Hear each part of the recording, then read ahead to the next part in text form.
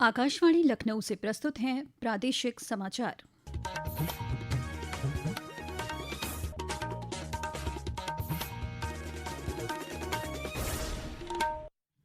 मुख्य समाचार। मुख्यमंत्री योगी आदित्यनाथ ने चीनी की उपलब्धता को लेकर की समीक्षा बैठक। कहा, राज्य में चीनी की कोई कमी नहीं, कालाबाजारी और भ्रम फैलाने वालों पर होगी कड़ी कार्रवाई। केंद्र सरकार ने 4 वर्ष से कम उम्र के बच्चों के लिए क्लोरफेनेरामाइन मैलेट और फिनाइल एफ्रिन हाइड्रोक्लोराइड वाले सभी फिक्स डोज कॉम्बिनेशन के निर्माण, बिक्री और वितरण पर लगाया प्रतिबंध। राज्य के 12 जनपदों में कल होगी उत्तर प्रदेश अधीनस्थ सेवा चयन आयोग की सम्मिलित अवर अधीनस्थ सेवा मुख्य परीक्षा 2026। अभ्यर्थियों की सुविधा के लिए उत्तर रेलवे ने चलाई विशेष ट्रेनें। और जापान के यामानाशी के गवर्नर कोटारो नागासाकी के नेतृत्व में प्रतिनिधिमंडल आज 2 दिवसीय दौरे पर पहुंचा वाराणसी। सारनाथ का दौरा कर गंगा आरती में हुआ शामिल। नमस्कार, प्रदेश के समाचारों के साथ मैं मोनिका चौहान। और अब समाचार विस्तार से। मुख्यमंत्री योगी आदित्यनाथ ने कहा है कि राज्य में चीनी की कोई कमी नहीं है, इसलिए आम नागरिक परेशान न हो। मुख्यमंत्री ने प्रशासनिक अधिकारियों को निर्देश दिए कि चीनी की कालाबाजारी और भ्रम फैलाने वालों पर कड़ी कार्रवाई करें। श्री योगी ने आज लखनऊ में प्रदेश में चीनी उपलब्धता को लेकर समीक्षा बैठक की। पेश है एक रिपोर्ट। समीक्षा बैठक में बताया गया कि प्रदेश की चीनी मिलों में वर्तमान में 179.38 लाख कुंतल चीनी का भंडार उपलब्ध है। श्री योगी ने निर्देश दिया कि आवश्यकता पड़ने पर चीनी मिलें 15 अक्टूबर से संचालित की जाए।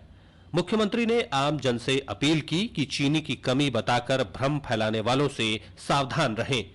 उन्होंने भारत सरकार के निर्देश के क्रम में कहा कि कोई भी डीलर 30 दिन से अधिक चीनी स्टॉक का भंडारण नहीं करेगा और वे एक समय में 400 टन से ज्यादा स्टॉक भी नहीं रख सकते। वहीं उपभोक्ता भी 15 दिन से अधिक का स्टॉक नहीं रख सकते। मुख्यमंत्री ने सभी जिलाधिकारियों को निर्देशित किया कि जनपद की समस्त पंजीकृत चीनी मिलों, थोक और फुटकर विक्रेताओं के गोदामों का भौतिक सत्यापन कराते हुए उपलब्ध स्टॉक की वास्तविक स्थिति की रिपोर्ट प्राप्त करें। निर्धारित सीमा से अधिक स्टॉक धारित करने अथवा जमाखोरी पर कठोर कार्रवाई की जाए। समाचार कक्ष से राघवेंद्र त्रिपाठी। रक्षा मंत्री राजनाथ सिंह ने आज गौतम बुद्ध नगर में एक निजी डायग्नोस्टिक सेंटर का उद्घाटन किया। इस अवसर पर कार्यक्रम को संबोधित करते हुए उन्होंने कहा कि सैन्य क्षेत्र में मजबूत चिकित्सा व्यवस्था बेहद जरूरी है और भविष्य में मेडिकल विज्ञान को नई तकनीकों के साथ लगातार जोड़ना होगा। उन्होंने कहा कि प्रधानमंत्री नरेंद्र मोदी और उत्तर प्रदेश के मुख्यमंत्री योगी आदित्यनाथ के नेतृत्व में स्वास्थ्य क्षेत्र में आधारभूत ढांचे का विस्तार हुआ है। उन्होंने कहा कि किसी भी बीमारी का इलाज शुरू करने से पहले बीमारी की सही पहचान आवश्यक है। ऐसे में डायग्नोस्टिक सेंटर हेल्थ केयर के पहले लाइन ऑफ डिफेंस के रूप में सामने आते हैं। किसी भी बीमारी का ट्रीटमेंट शुरू करने से पहले हमें बीमारी की सही पहचान यह आवश्यक होती है।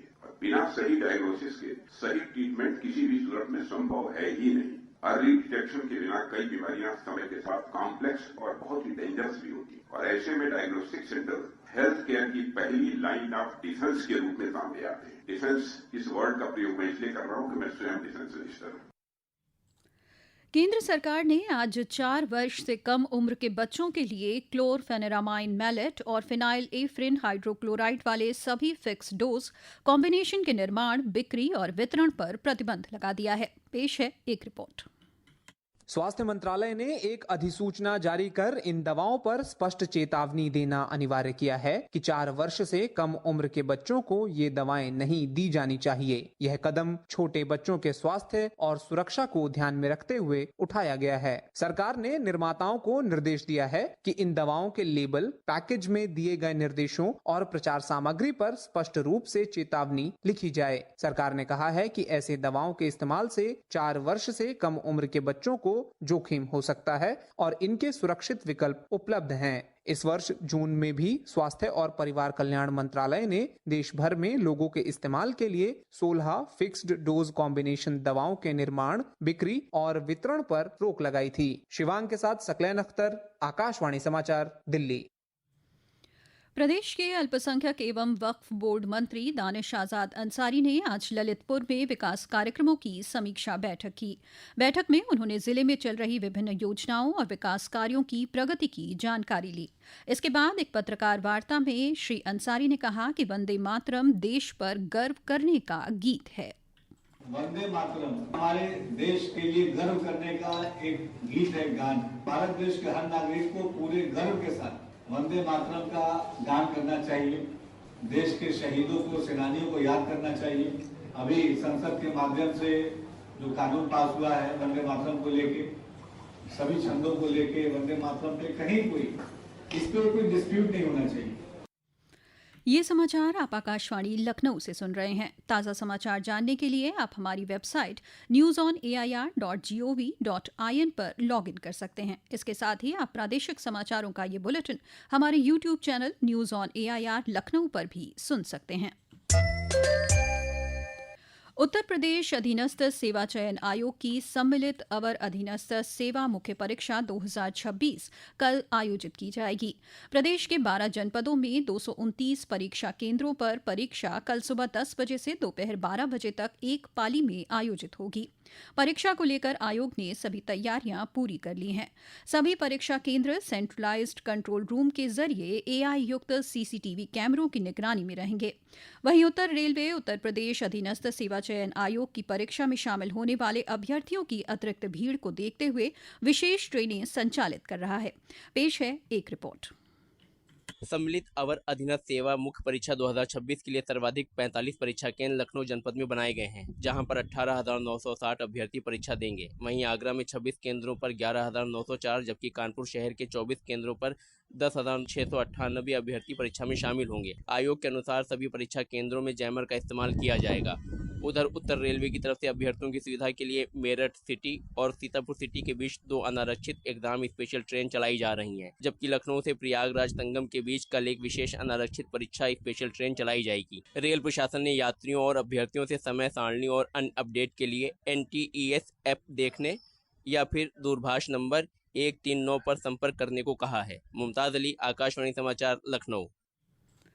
जापान के यामानाशी प्रीफेक्चर के गवर्नर कोटारो नागासाकी के नेतृत्व में करीब 200 सदस्यीय उच्चस्तरीय जापानी प्रतिनिधिमंडल 2 दिवसीय दौरे पर आज वाराणसी पहुंचा। इस अवसर पर प्रदेश के पर्यटन मंत्री जयवीर सिंह ने जापानी प्रतिनिधिमंडल का स्वागत किया। पेश है एक रिपोर्ट। प्रतिनिधि मंडल के वाराणसी दौरे से उत्तर प्रदेश में निवेश के नए अवसरों को बढ़ावा मिलने के साथ ही पर्यटन और सांस्कृतिक आदान प्रदान को नई गति मिलने की उम्मीद है। जापानी दल ने भगवान बुद्ध की प्रथम उपदेश स्थली सारनाथ का भ्रमण किया और स्तूपों का अवलोकन किया। इसके बाद यह प्रतिनिधिमंडल काशी की विश्व प्रसिद्ध गंगा आरती में शामिल हुआ। सदस्यों ने यहां काशी की सदियों पुरानी आध्यात्मिक और सांस्कृतिक परंपरा की झलक देखी। रविवार को प्रातः गवर्नर सहित प्रतिनिधिमंडल के कुछ सदस्य श्री काशी विश्वनाथ मंदिर में दर्शन पूजन कर भव्य कॉरिडोर का अवलोकन करेंगे। मनीष सिंह, आकाशवाणी समाचार, वाराणसी। राजधानी लखनऊ सहित प्रदेश के कई जनपदों में रुक रुक कर बारिश जारी है। मौसम विभाग ने अगले 4 दिनों तक प्रदेश के अधिकांश हिस्सों में गरज चमक के साथ बौछारें पड़ने का अनुमान जताया है। इस बीच आगामी 24 घंटे में कुछ जगहों पर भारी बारिश की चेतावनी भी जारी की गई है। उधर बारिश और बैराजों से पानी छोड़े जाने के चलते प्रदेश में कई नदियां उफान पर हैं। बदायूं और बलिया में गंगा नदी, बाराबंकी, अयोध्या और तुर्तीपार में घाघरा नदी खतरे के निशान से ऊपर बह रही है। इस बीच प्रदेश सरकार की तरफ से बाढ़ राहत कार्य संचालित किए जा रहे हैं। इसी क्रम में राहत आयुक्त डॉक्टर ऋषिकेश भास्कर यशोद ने कल वीडियो कॉन्फ्रेंसिंग के माध्यम से फर्रुखाबाद, बलिया और बहराइच में चल रहे बाढ़ राहत कार्यों की समीक्षा की। उत्तर प्रदेश राज्य पर्यटन विकास निगम UPSTDC के प्रबंध निदेशक आशीष कुमार ने आज लखनऊ में द राइडिंग चैप्टर्स के दूसरे संस्करण के तहत 80 बाइक सवारों के दल को हरी झंडी दिखाकर 2 दिवसीय यात्रा पर रवाना किया। सुल्तानपुर और जौनपुर होते हुए बाइकर्स का दल बौद्ध स्थली, सारनाथ और चुनार जाएगा। और अब अंत में मुख्य समाचार एक बार फिर। मुख्यमंत्री योगी आदित्यनाथ ने चीनी की उपलब्धता को लेकर की समीक्षा बैठक। कहा, राज्य में चीनी की कोई कमी नहीं, कालाबाजारी और भ्रम फैलाने वालों पर होगी कड़ी कार्रवाई। केंद्र सरकार ने 4 वर्ष से कम उम्र के बच्चों के लिए क्लोरफेनेरामाइन मैलेट और फिनाइल एफ्रिन हाइड्रोक्लोराइड वाले सभी फिक्स डोज कॉम्बिनेशन के निर्माण, बिक्री और वितरण पर लगाया प्रतिबंध। राज्य के 12 जनपदों में कल होगी उत्तर प्रदेश अधीनस्थ सेवा चयन आयोग की सम्मिलित अवर अधीनस्थ सेवा मुख्य परीक्षा 2026। अभ्यर्थियों की सुविधा के लिए उत्तर रेलवे ने चलाई विशेष ट्रेनें। और जापान के यामानाशी के गवर्नर कोटारो नागासाकी के नेतृत्व में प्रतिनिधिमंडल आज 2 दिवसीय दौरे पर पहुंचा वाराणसी। सारनाथ का दौरा कर गंगा आरती में हुआ शामिल। इसी के साथ प्रादेशिक समाचारों का ये बुलेटिन समाप्त हुआ। अगला बुलेटिन रात 8 बजे FM पर प्रसारित किया जाएगा। नमस्कार।